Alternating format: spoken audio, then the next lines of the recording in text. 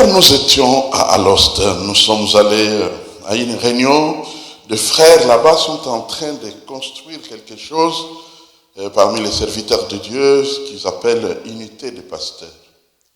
Et ils ont organisé, à l'occasion de ce week-end de fin d'année, ils ont organisé donc une réunion spéciale et ils ont voulu que un des anciens frères du pays aille les exhorter et le sort est tombé sur moi. Donc nous étions là-bas pour l'édification de ces serviteurs de Dieu. Ils étaient une cinquantaine et on a passé du temps là-bas. Et comme ça tombait à un événement assez intéressant pour moi, donc on s'est vraiment réjoui là-bas. Que Dieu soit loué. Gloire à Dieu. Effectivement, nous avons donc un dernier culte de l'an aujourd'hui. Et comme tout prédicateur qui se trouverait devant un tel événement, dernier culte de l'année, devrait vraiment se préoccuper pour chercher la face de Dieu. Et je crois que j'ai reçu quelque chose qui nous sera utile. Je vous propose donc une première lecture dans Marc chapitre 6. Évangile selon Marc, au chapitre 6, le verset 5 et 6. Marc chapitre 6, le verset 5 et 6. La parole. Il ne put faire là aucun miracle, si ce n'est qu'il imposa les mains à quelques malades et les guérit.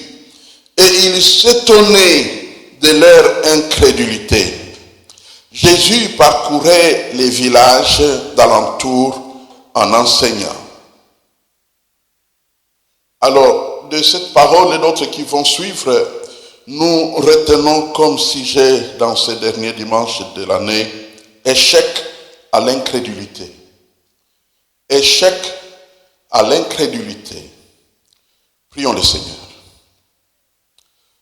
Seigneur notre Dieu, merci de tout cœur pour la joie que tu donnes à ta maison en chantant des louanges à ton honneur, car en effet tu es le papa le plus responsable.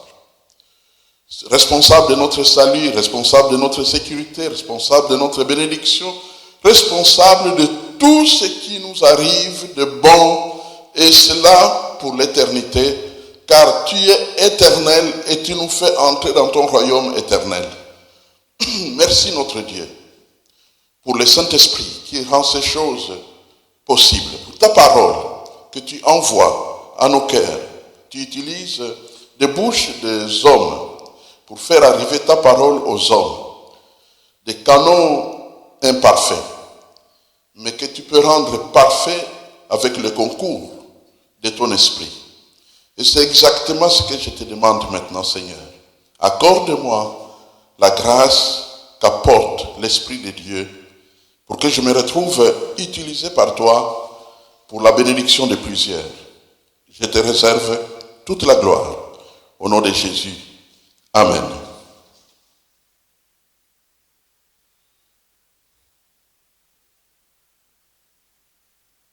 Beaucoup d'hommes et femmes sont enfermés dans une prison de pensées négatives.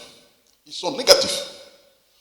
Devant toutes les situations qui concernent leur vie, ils sont toujours négatifs. À peine quelque chose ne marche pas, ils sont remplis de négativité. Et ils sont enfermés dans cette prison des choses négatives. Ce que les gens disent d'eux ont une telle influence sur leur vie. Ils ont dit que je suis comme ceci, je suis comme cela. Et pour finir, ce que les autres ont dit sur eux deviennent leurs propres pensées. Et le terminus de tout cela s'appelle incrédulité. On devient incrédule. Incrédule par rapport à soi-même, incrédule par rapport à Dieu, incrédule par rapport... On peut beau avoir des versets bibliques, Mais quand on est incrédule, on ne reçoit rien du tout. Et c'est exactement ce qui est arrivé dans la ville de Nazareth, la ville d'origine de Jésus-Christ. Vous pouvez vous imaginer, Jésus fait des miracles partout, sauf dans son village. C'est ce qui est arrivé. Et Jésus dit, comme nous l'avons lu dans le verset 6, Jésus s'étonne.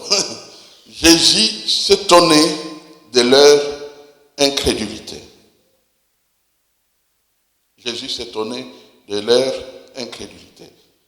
Et mon souhait, sincèrement, c'est que Dieu ne trouve personne d'entre nous sur qui il s'étonne de notre incrédulité. Parce que, comme vous le savez, nous devons recevoir beaucoup de choses. Au fait, ce que je veux dire exactement, c'est que beaucoup de choses dont nous avons besoin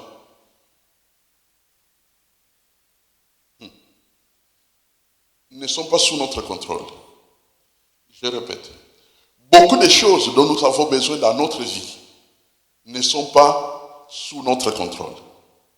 Et quand les choses ne sont pas à notre contrôle, quelle est la conséquence? C'est que ça doit dépendre de quelqu'un d'autre. Et c'est quelqu'un d'autre, c'est Dieu. Mais pour que Dieu nous donne, nous devons nous libérer de ce qu'on appelle incrédulité. Parce que l'incrédulité, même Jésus, n'a pas pu faire de miracles dans son village, excepté quelques cas, parce que le peuple était incrédule. Il y a beaucoup de preuves, beaucoup de circonstances qui peuvent apporter de l'incrédulité dans notre vie. Et le but de cette parole que nous partageons dans ce dernier culte de l'année, c'est faire échec à toute incrédulité. Sommes-nous d'accord? Ah oui. Qu'il en soit ainsi, parce que si c'est écrit dans la Bible, c'est que Dieu veut vraiment que nous soyons libérés de toute incrédulité. Comment alors vaincre l'incrédulité? Comment vaincre l'incrédulité? La première chose qui nous aidera à vaincre l'incrédulité, c'est de savoir que Dieu s'implique dans les vies de ses enfants. Quand Dieu te sauve, il s'implique dans ta vie. C'est normal, parce que tu lui appartiens. Quand nous lisons dans 1 Thessaloniciens, chapitre 1, verset 4, j'utilise une version courante. La Bible dit, nous savons que Dieu vous aime et qu'il vous a choisi pour être siens. Dieu nous a choisis pour que nous soyons à lui. Parce qu'il nous aime. Quand il te sauve, tu deviens à lui. Nous devenons siens.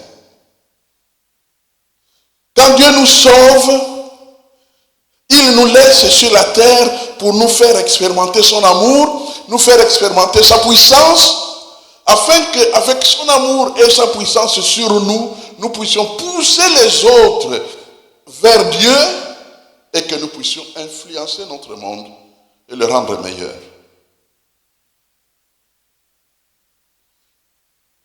Pourquoi? Parce que Dieu a créé un monde qui devrait être amélioré. Vous savez, quand Dieu a placé Adam et Ève dans le jardin, il y avait une responsabilité pour qu'ils puissent les cultiver et en prendre soin. Eh bien, le monde que Dieu nous a donné, la Belgique, la France, le Congo, le Rwanda, et tous les autres pays, le Japon, la Chine, et leurs forêts, et leurs eaux. Vous connaissez le fleuve de la Chine, n'est-ce pas? Yangtze-Kiang, Huanghe, les deux grands fleuves qu'il y a en Chine. Eh bien, tout cela, Dieu a voulu que nous puissions en prendre soin. Et ça, c'est la mission des enfants de Dieu. Nous pouvons changer notre monde. Nous pouvons changer nos maisons de vieillards, nos maisons de résidence. Nous pouvons changer les hôpitaux. Nous pouvons changer les quartiers. Nous pouvons changer partout. Nous pouvons changer les églises. Nous pouvons changer les familles. C'est pour ça que Dieu laisse sur la terre pour un temps les hommes et les femmes qui les sauvent. Autrement, ils pouvaient, lorsqu'ils sont sauvés, le prendre et les emmener au ciel, qu'ils se reposent. Mais il nous laisse sur la terre pour une mission. Jésus nous a surnommés. Vous vous souvenez? Vous êtes la lumière du monde.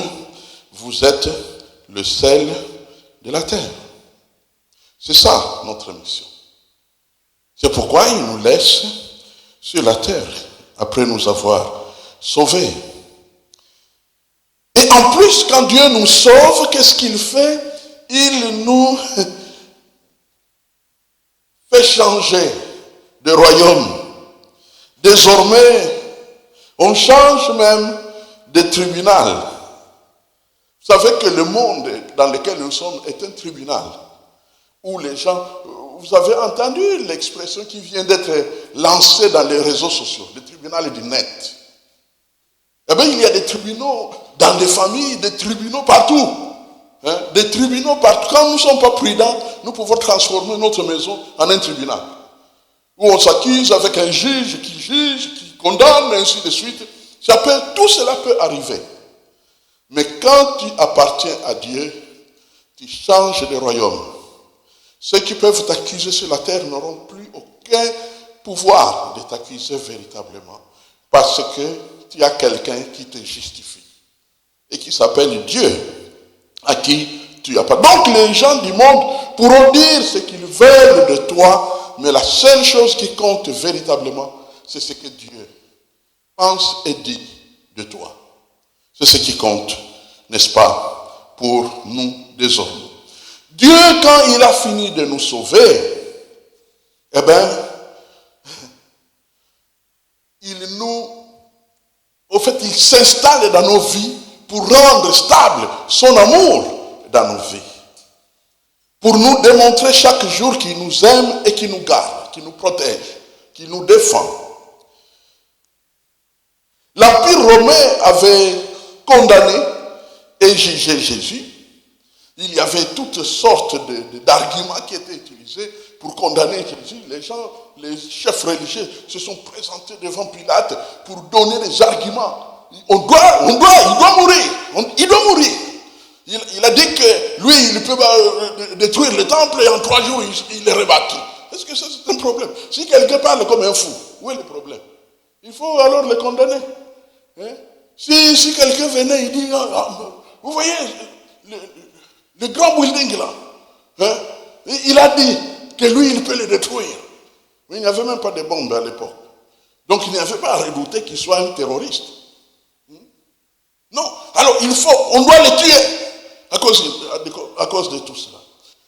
Il a été condamné.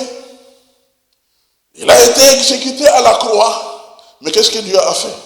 Puisque c'est son enfant. Il a ressuscité. Amen. Et c'est exactement ce que Dieu fait pour nous, ses enfants. Quand tu deviens enfant de Dieu, on peut te bombarder comme on veut. Lui, il te justifie. Amen. Et il te libère du pouvoir de tout. Donc, il n'y a plus de raison d'être incrédule.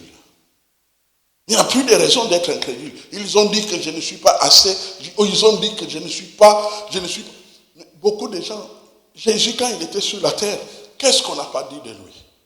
Il mange et il traîne avec les gens de mauvaise vie. Entre autres. Entre autres. Mais tout cela ne compte pas si Dieu est notre Dieu, quand nous sommes avec le Seigneur. Donc Dieu s'implique dans nos vies. Ça, c'est la première chose. Dieu s'implique dans ta vie dès que tu deviens enfant de Dieu. Tu n'es plus un homme ordinaire. Tu n'es plus une femme ordinaire, mon frère, ma soeur. Quand tu es avec Dieu, Dieu est impliqué dans ta vie.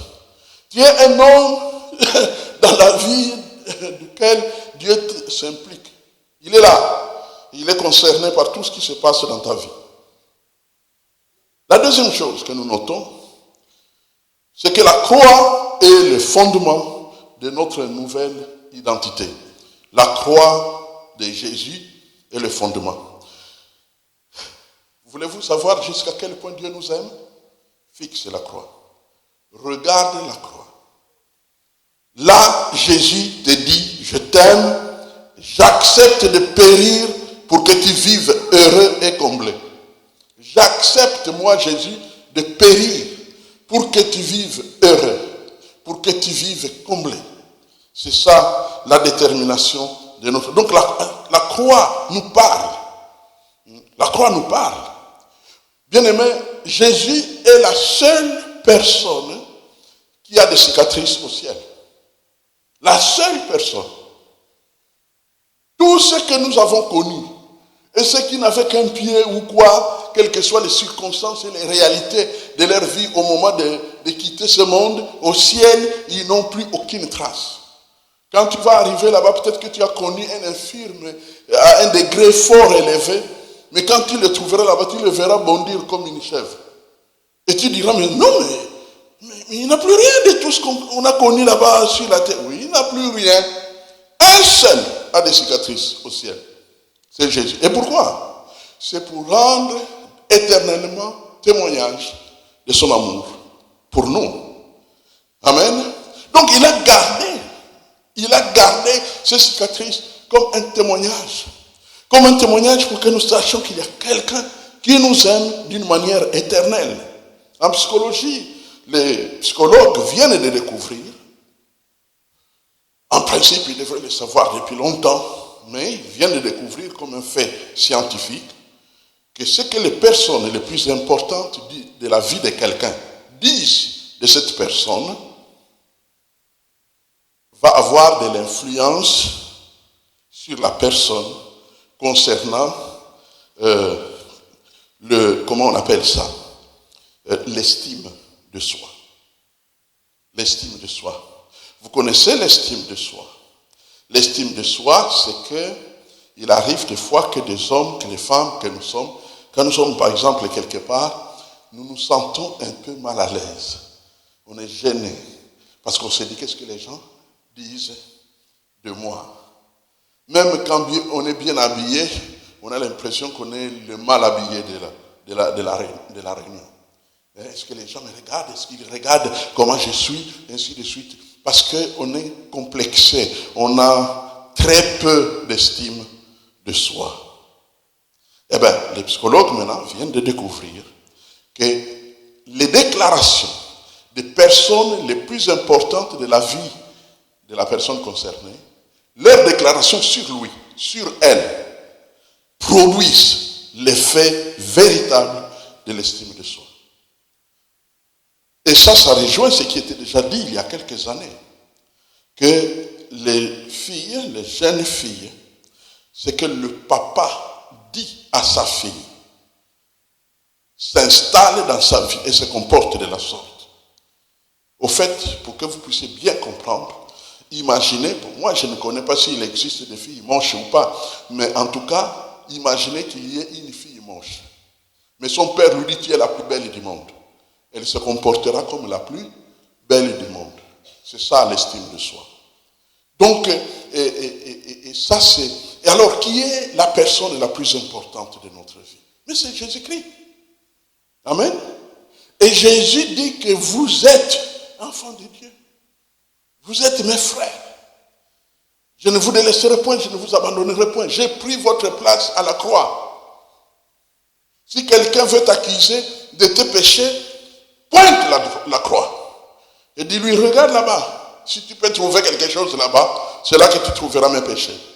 Tu n'as pas besoin de regarder dans les réseaux sociaux. Va à la croix à Golgotha. Fouille s'il y a quelque chose. Mais Jésus est ressuscité.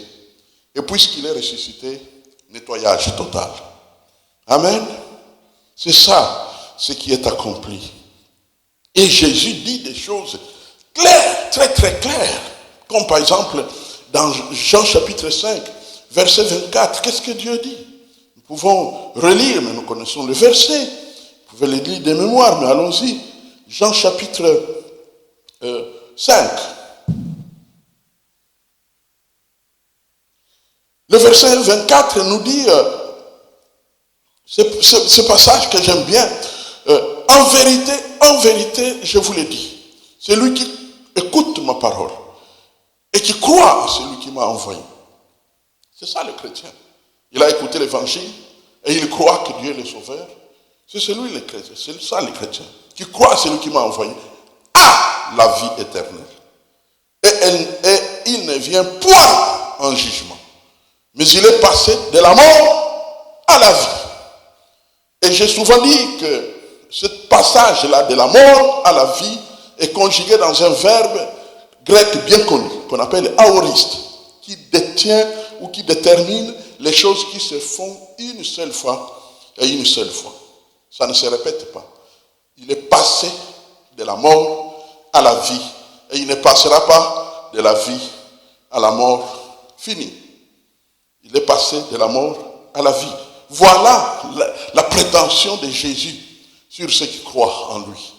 Et tu, celui, celle qui croit en Jésus, eh bien, il n'y a plus de condamnation pour ceux qui sont en Jésus-Christ. Amen. Il n'y a plus de condamnation. Mes frères et sœurs, vous savez pourquoi on appelle la Bible parole de vie? C'est parce que c'est une parole qu'il faut avoir avec soi. C'est un peu comme, vous voyez, dans nos maisons, il y a toujours un petit coin où on met un certain nombre de médicaments, pastilles, gélules ou comprimés nécessaires au cas où un peu de maux de tête, on prend très très vite, et ainsi de suite. Eh bien, l'évangile, c'est une parole de vie. Elle est vitale parce qu'elle produit des effets dans nos corps, mais elle nous accompagne tout le temps. Et elle doit nous marquer. Elle nous concerne. C'est la raison pour laquelle, lorsqu'on a fini la prédication, on peut recourir à avoir encore la prédication pour écouter, afin qu'elle s'intègre et nous soyons imprégnés de cette parole. Il est la personne, donc, la plus importante de chaque racheté, de chaque enfant de Dieu. Yesu Kaka. C'est la phrase qui a été prononcée dans les Mayombe à l'époque de réveil spirituel. Et quand ils ont entendu la parole, ils ont vu Jésus sauver les âmes, alors ils ont écrit soit sur le mur, soit sur les tables de Sainte-Seine, partout où ils pouvaient, ils ont écrit Yesu Kaka. Il n'y a que Jésus, comme nous l'avons chanté. Il n'y a que Jésus. Amen. Donc si quelqu'un t'accuse, tu réagis en disant, il n'y a que Jésus pour moi. Il n'y a que Jésus. Ni était Jésus. Oh, toi, tu n'es pas ceci. Il n'y a que Jésus. Amen. Parce que c'est là-bas que tout a été réglé. Ne meurs pas pour des péchés pour lesquels quelqu'un est déjà mort. Tu serais semblable à quelqu'un qui est en train de se débrouiller à payer une dette. Et puis on te dit, mais non, on l'a déjà payé cette dette-là. Oh, on l'a déjà payé, oui. Oh, ok, gloire à Dieu. Gloire à Dieu. C'est comme ça que nous devons être en tant qu'enfants de Dieu. Nous avions des dettes, nous avions des motifs. Il y a même ceux qui ont des images ou je ne sais pas quoi d'autre là-dessus, mais il y a quelqu'un qui est mort sur la croix pour cela. C'est très important. Je suis en train de parler de l'échec à l'incrédulité. Parce que si les hommes et les femmes que nous sommes, souvent nous cédons à l'incrédulité, parce que nous croyons que ce que les gens disent de nous, nous disqualifie.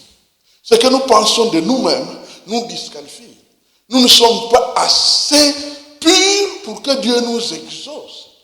Et voilà pourquoi il faut montrer ce que les bureaux centraux, le trône, la salle du trône dit de nous. La Bible fait écho. Le Saint-Esprit fait écho à ce qui se dit sur nous à la salle du trône.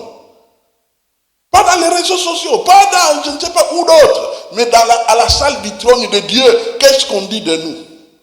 Amen. Christ est mort pour nous. Et parce qu'il est mort pour nous, nous n'avons plus à mourir. Nous devons vivre. Nous devons vivre. C'est cela la volonté de Dieu. Désormais donc, ce que Jésus dit de nous est de loin plus important que ce que les gens peuvent dire de nous, à cause de ce que Dieu a fait pour nous. Donc, Dieu, comme nous l'avons lu dans 1 Thessaloniciens chapitre 1, verset 4, a fait de nous siens, donc il nous apprécie, il nous accepte, Dieu nous aime parce que nous sommes à lui. Maintenant, il y a une chose qui reste, c'est le souvenir. C'est l'image. Les souvenirs du péché qui est dans ta propre tête parce que tu as péché. Quiconque a péché, il a perdu la gloire de Dieu. Il est privé de la gloire de Dieu. Alors comment Dieu a résolu ce problème? Mais vous savez, j'ai utilisé un mot, une image, qu'on appelle le fusible. Fusible. En électricité, c'est très connu. Le fusible. Lorsque vous voyez tout à coup dans votre maison, il n'y a plus de lumière, ne cours pas très vite chez un professionnel. Va regarder au tableau. Il y a là des fusibles. Un fusible a sauté. Voilà. Dieu a donné des fusibles qu'on peut réparer rapidement. Quand ça saute, les petits machins, la petite manivelle là, descend. Alors toi, tu vas faire quoi? Faire monter. Est-ce que tu feras 2 heures pour faire monter ça? Même les mamans, je crois, savent que ça ne prend pas beaucoup de temps. C'est 1 seconde. Tac, et la lumière revient. Eh bien, Dieu a mis des fusibles spirituels dans nos vies pour régler les problèmes du péché contemporain. Le péché d'aujourd'hui. Le péché de décembre. Ce péché-là, ça se règle comme on règle le fusible. Tac, et on n'en parle plus. C'est ça ce que Dieu a décidé. Alléluia. Et pourquoi il a décidé de la sorte? Ma conviction est que parce que Dieu ne veut pas que nous puissions gémir et sombrer dans l'incrédulité. Parce que si tu te sens coupable, alors à ce moment-là, tu n'auras plus l'ouverture de ton cœur pour recevoir un miracle de Dieu. Parce que tu te sens coupable. Alors Dieu a laissé les fusibles pour que quand tu règles ça et tu peux avancer avec le Seigneur. 1 Jean 1, 9. Si nous confessons nos péchés, Dieu est fidèle et juste de nous les pardonner et pour nous purifier de toute iniquité. Si nous confessons nos péchés, tu t'accordes avec Dieu. Dans Ésaïe chapitre 1, verset 18, la Bible dit, si vos péchés sont rouges, comme la pourpre, comme le cramoisi, ils deviendront blancs comme la neige. Vous savez, l'image de rouge fait penser à quoi? À l'assassinat. Oui, à l'assassinat. Un péché rouge veut dire un assassin. Eh bien, il deviendra blanc comme la neige. Bien sûr que l'État, si l'État t'attrape, il pourrait t'envoyer en prison pendant quelques années, mais au ciel, il y a un ange qui t'accompagne à la prison. Dès que tu te repens de ton péché, Dieu te prend en charge, et toi et les conséquences de ton péché. Et il entre avec toi en prison. Nous avons rencontré des hommes et des femmes qui ont rendu des témoignages qu'ils sont entrés en prison avec Dieu. Oui, Dieu était avec eux là-bas. Et leur séjour était totalement différent. Parmi eux, il y en a un qui est, je dirais, le plus célèbre. Le plus célèbre prisonnier, vous le connaissez quand même. C'est Joseph. Vous vous souvenez? Lorsque la femme de Potiphar a essayé de l'embêter, vous savez ce qui est arrivé. Elle l'a fait arrêter. Et on l'a envoyé en prison, dans la prison où on enfermait les politiciens, coupables de lèse-majesté. Mais là-bas, qu'est-ce qui est arrivé? La Bible dit, il a trouvé grâce auprès du directeur de la prison, au point que le directeur de la prison l'a établi sur tous les autres prisonniers. Numéro 2, Dieu a commencé à lui donner des visions du royaume là-bas en prison. C'est ce qui a fait qu'il est sorti de la prison et il s'est retrouvé où?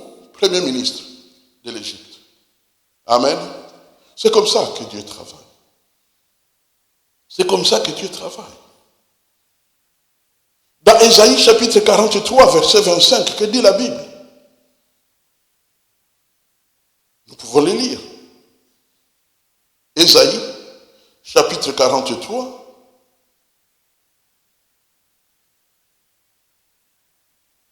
Le verset...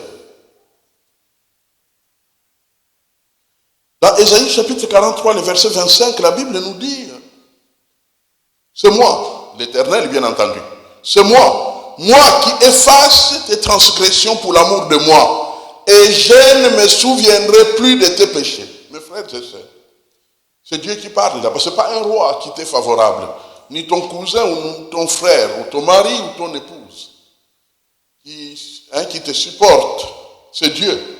C'est moi qui efface tes transgressions pour l'amour de moi. L'amour de moi veut tout simplement dire par miséricorde. Amen. Par grâce. Et effectivement, cette grâce a été accomplie à la croix par Jésus-Christ. C'est moi qui efface tes transgressions. Et je ne me souviendrai plus de tes péchés. Si Dieu lui-même ne se souvient plus de tes péchés, ceux qui s'en souviennent perdent leur temps, vous le comprenez. Ils perdent leur temps. Parce que ça n'a aucun effet dans ta vie. Ils ne font pas partie. C'est la raison pour laquelle Dieu a exclu les hommes pour tout ce qui touche le jugement du péché des uns des autres, parce que chacun a ses péchés pour lesquels il doit régler avec Dieu. Et puisque chacun a ses péchés, ça ne sert à rien de s'occuper des péchés d'un autre. Et sous prétexte que c'est connu. Et toi, tu peux être là à l'aise parce que les tiens ne sont pas encore connus. Je dis bien pas encore connus.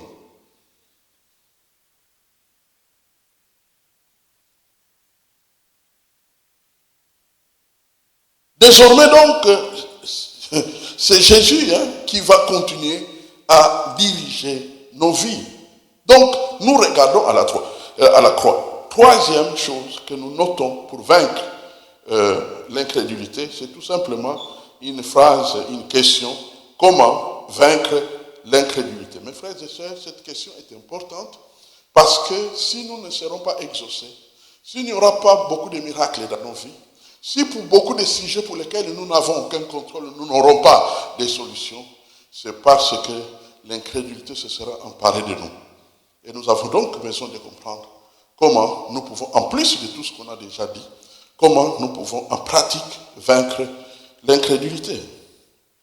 Je vous propose de lire Matthieu chapitre 19.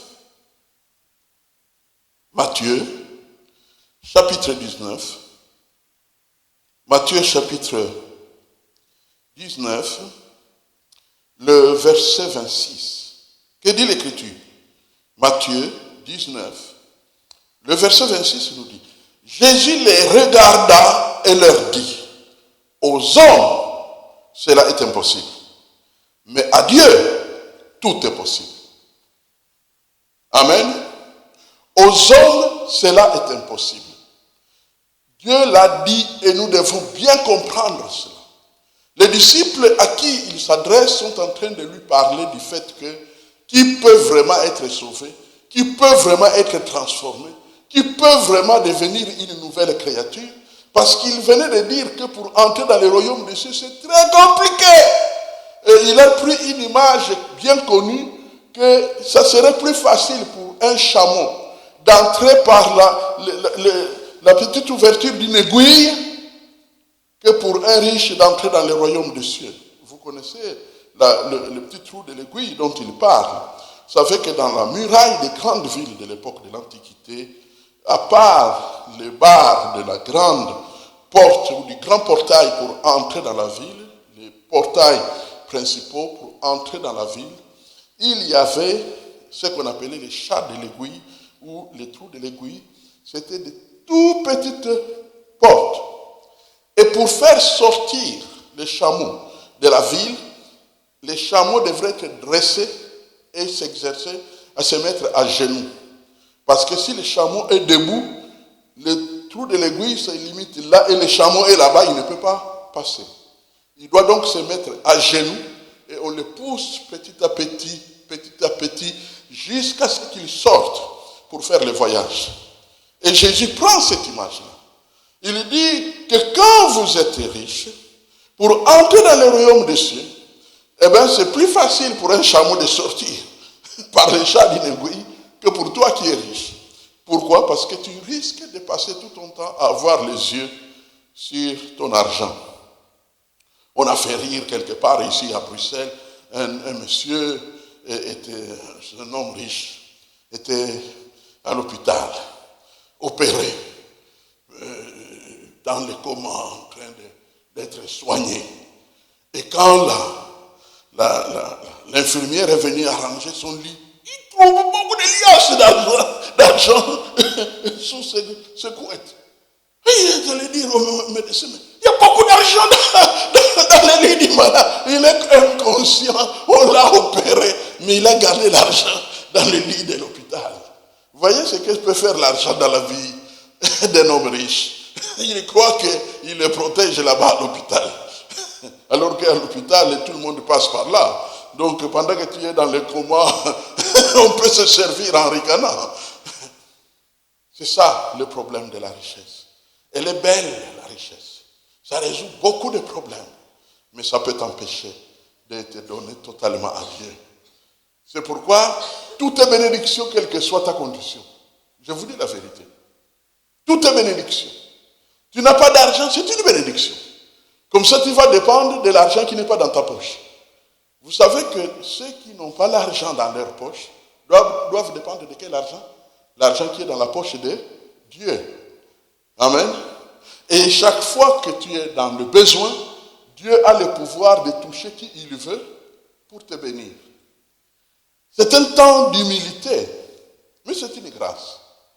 Amen. C'est une grâce, il faut savoir ça. Donc il ne faut pas te suicider parce que tu n'as pas d'argent. Il y a l'argent de Dieu. Si tu te suicides, Dieu va te dire, mais l'or et l'argent sont à moi qui suis ton père. Pourquoi tu t'es suicidé? Il fallait demander.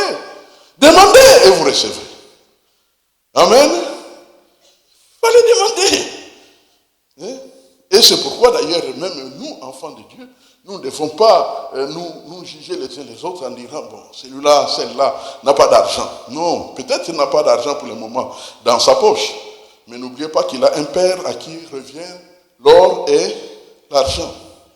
Et tout peut changer à tout moment. Amen. Il y a des chrétiens pour rendre témoignage que tout peut changer du jour au lendemain. Parce que notre Dieu est riche. Et il peut rendre riche ses enfants quand il veut. Et à cause de ça, nous devons être pleins d'espoir. Comment vaincre l'incrédulité? Aux hommes, cela est impossible. La plupart des domaines de notre vie, des choses qui nous concernent, nous n'en avons pas, je suis en train de le répéter aujourd'hui, nous n'en avons pas le contrôle. Plusieurs choses qui nous concernent, nous n'en avons pas le contrôle. C'est-à-dire que nous avons besoin d'un miracle pour que ces choses-là soient réglées. Nous n'en avons pas le contrôle. Pourquoi? Eh bien, Dieu nous le dit. Ça, aux hommes, cela est impossible. Ça, aux hommes, cela est impossible. Ça, aux hommes, c'est-à-dire, au moment où tu te trouves là, le problème que tu as, tu ne disposes pas de solution. Donc, pour cette situation-là, pour toi, c'est impossible. Mais le verset ne s'arrête pas là. Vous avez entendu, n'est-ce pas? Le verset 26. Jésus les regarda et leur dit, aux hommes, cela est impossible. Mais à Dieu, tout est possible. Amen. Donc, ne cédons pas à la tentation de nous retrouver dans une situation où nous voulons en quelque sorte nous battre pour résoudre les problèmes impossibles aux hommes. N'ayez pas de migraine. N'ayez pas d'AVC. Non. Prie. Prie. Et prie. Et soyons modestes et humbles de faire des promesses ou de faire croire que nous sommes capables de toutes choses. Nous allons nous retrouver dans des choses pour lesquelles cela est impossible aux hommes. Cela est impossible à toi, mon frère. Cela est impossible à moi. Cela est impossible aux politiciens. Les pays dans lesquels il y a beaucoup de chrétiens, ils doivent comprendre qu'il y a des choses qui sont impossibles aux hommes. Et ne perdons pas notre temps à critiquer les politiciens pour dire, mais pourquoi il ne fait pas ça? Pourquoi il ne fait pas ça? Notre pays, c'est un pays riche. Mais il y a des choses qui sont impossibles aux hommes. Mais à Dieu, tout est possible. Et c'est là où se trouve la place de Dieu, la place centrale de notre Dieu, dans nos vies. Mon frère, ma soeur, même sans aucun péché dans ta vie, il y aura des choses qui seront toujours impossibles à toi parce que tu es un être humain. Donc ne te vante pas que tu regardes derrière toi, ça peut arriver. Tu regardes derrière toi, tu comptes 1 mois, 2 mois, 5 mois, 2 ans, 4 ans, 6 ans. Il y a un péché que tu n'as plus jamais connu et tu deviens là comme Saint Jean, Saint Paul, Sainte Marie, en train de se venger spirituellement. Moi je crains Dieu. Oui, c'est vrai que tu crains Dieu, mais tu n'es quand même qu'un homme. Tu es une femme. Amen. Ta crainte de Dieu a des limites. À l'homme, savez-vous que le contexte de ce passage de Matthieu 19, 26, c'est le contexte justement des gens qui doivent entrer dans le royaume des cieux. C'est-à-dire des gens qui doivent être purs, des gens qui doivent être saints. Eh bien, ils sont limités dans ce passage. Amen. Ils sont limités. Ils sont limités, mais à Dieu, tout est possible.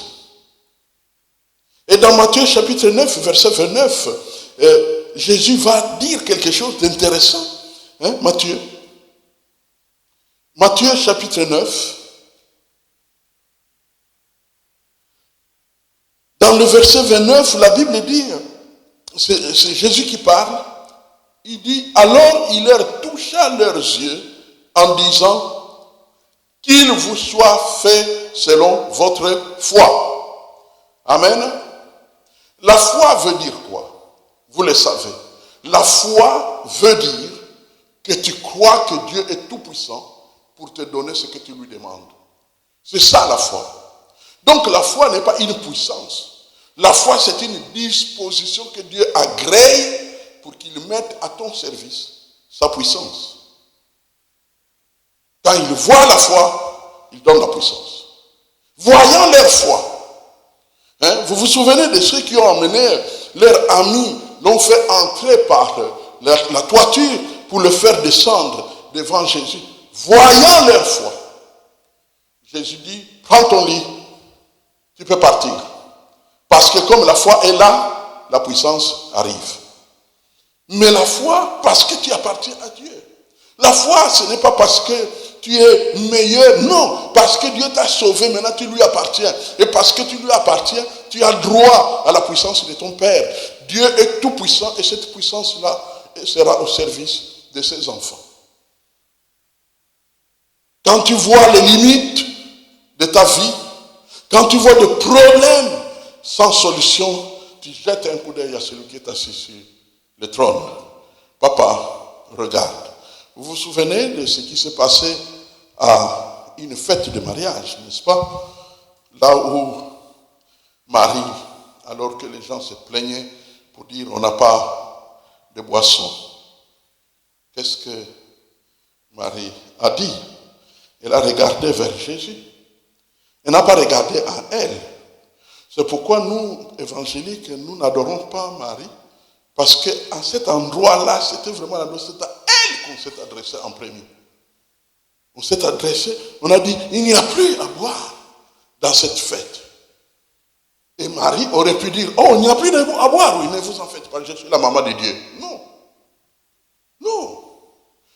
Elle s'est tournée vers Jésus et a dit, ils n'ont plus à boire, ces gens-là. Femme, qu'y a-t-il entre toi et moi? C'était une blague là, pas de bon goût. C'était juste pour mettre les choses au point. Que toi, tu n'es pas moi et moi, je ne suis pas toi. Nous sommes différents quand même. Ma mission, c'est vrai, je suis ton enfant à cause de la biologie. Mais sur le plan spirituel, moi, je suis Dieu, toi, tu es un être humain. Mais il ne s'arrête pas là. Parce que Marie, quand il a dit, ils n'ont plus à boire, il se tourne vers ces gens-là. Faites ce qu'il vous dira.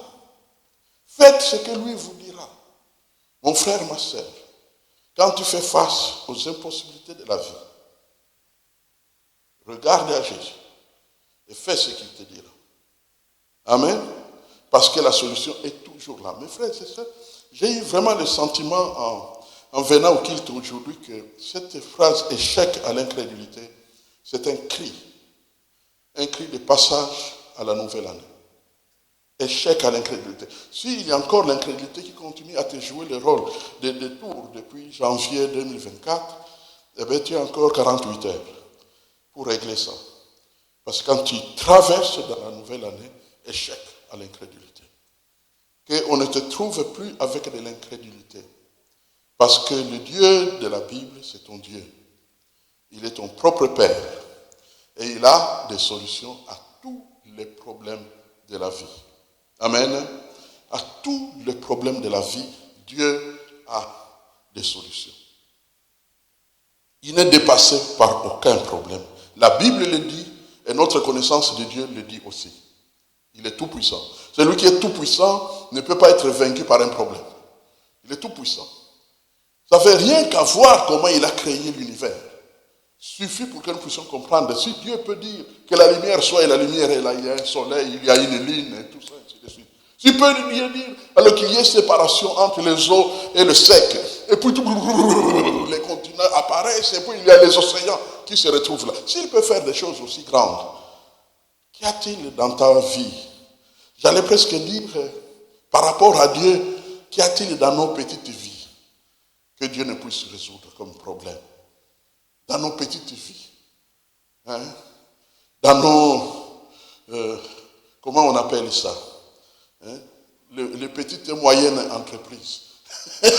Il y a des groupes de grandes sociétés, mais il y a des petites et moyennes entreprises individuelles. Dieu a des solutions pour tous nos problèmes. Fini l'inquiétude, fini l'incrédulité, parce que Dieu a la solution. Le Seigneur est puissant, n'est-ce pas? Qu'il vous soit fait, Matthieu chapitre 9, verset 29, qu'il vous soit fait selon votre foi. Dieu veut se servir de nous. Il veut nous bénir. Il veut faire des choses extraordinaires parmi nous, alors qu'il ne trouve pas, surtout pas, de l'incrédulité dans nos cœurs. Il veut que nous changions notre monde. Mais pour cela, Dieu ne veut pas trouver de l'incrédulité dans notre monde. La clé, c'est la foi. Confiance totale en Dieu. Mais comment fonctionne l'incrédulité? Pour qu'on en soit un peu quand même conscient, surtout qu'on sache de quoi on se débarrasse. Ça, je ne peux pas. Je n'arrive pas à faire fonctionner ce mariage. Je ne peux pas faire ce que Dieu veut que je fasse. Je n'arrive pas à aimer ceux qui sont différents de moi. Et beaucoup d'autres pensées négatives qui sont là dans notre vie. Tout ça, c'est le langage de l'incrédulité. Où est le problème quand l'incrédulité est là? Mais c'est dans le jeu. Parce que tu es en train de regarder à toi, aux autres. Je n'arrive pas, je n'arrive pas, je ne peux pas, je ne peux pas. Je te rends incrédule parce que je ne peux rien. Amen. Je ne peux rien. Il est limité. C'est impossible aux hommes. Le je, c'est les hommes. Impossible aux hommes.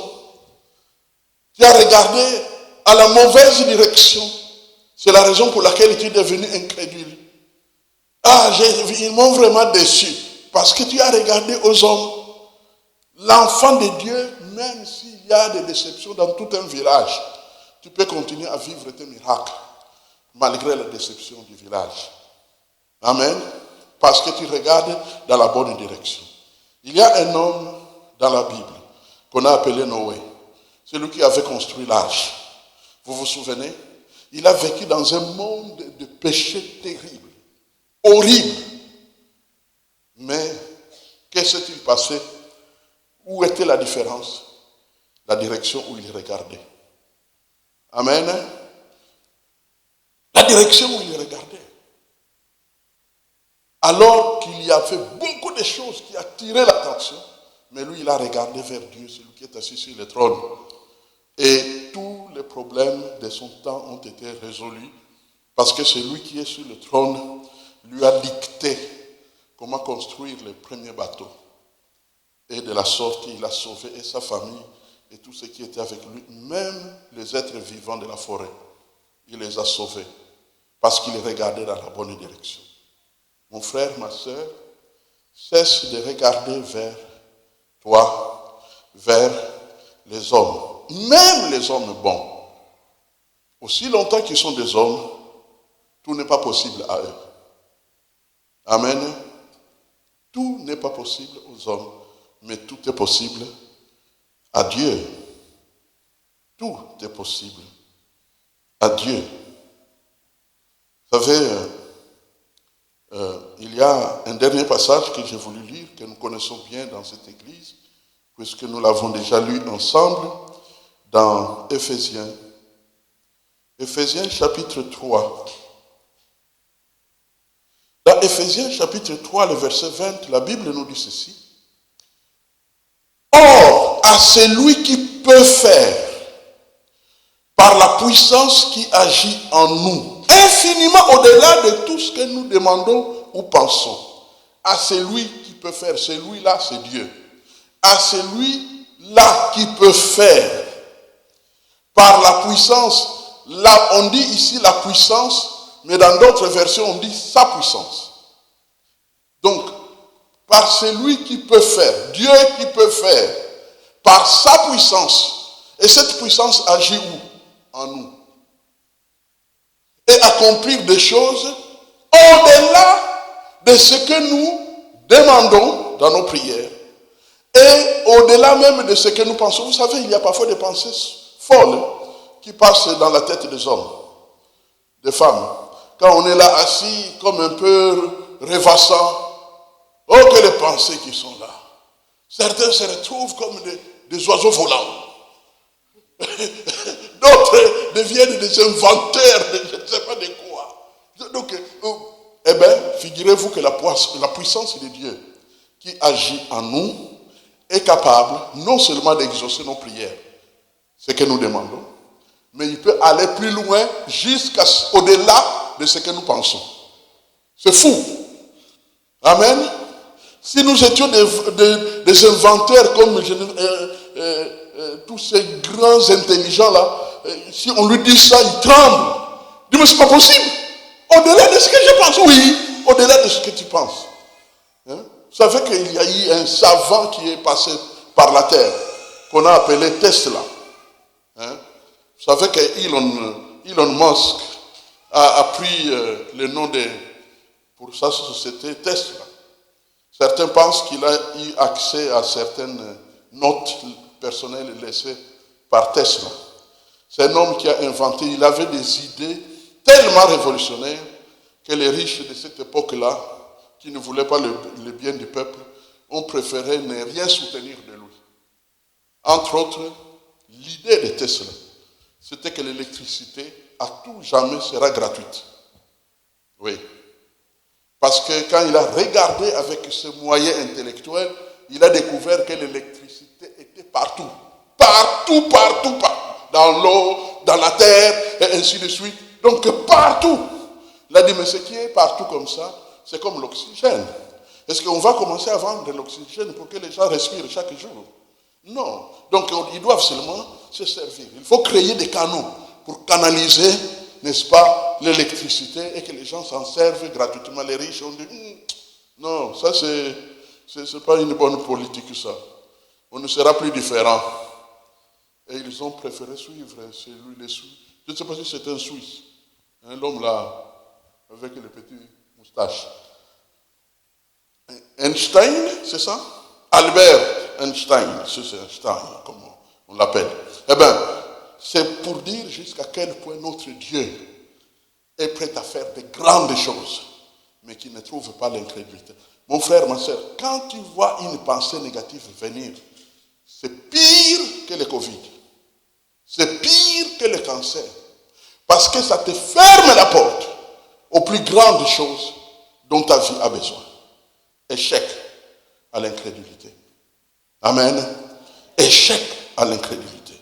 Dieu veut nous utiliser et nous avons le choix. Nous choisissons d'avoir la foi en Dieu alors en ce moment-là, nous devenons capables d'anéantir l'incrédulité et ne va pas nous résister. Amen. De la même manière que nous avons la responsabilité pour notre foi, nous avons par la même occasion la responsabilité de renoncer et de faire échec à l'incrédulité, l'opposé de notre foi. Amen. Nous allons nous tourner vers Dieu pour nous dire, qu'est-ce que nous choisissons? Est-ce que nous allons lui faire confiance? Ou nous voulons rester dans les limites des hommes à qui tout n'est pas possible? Prions le Seigneur.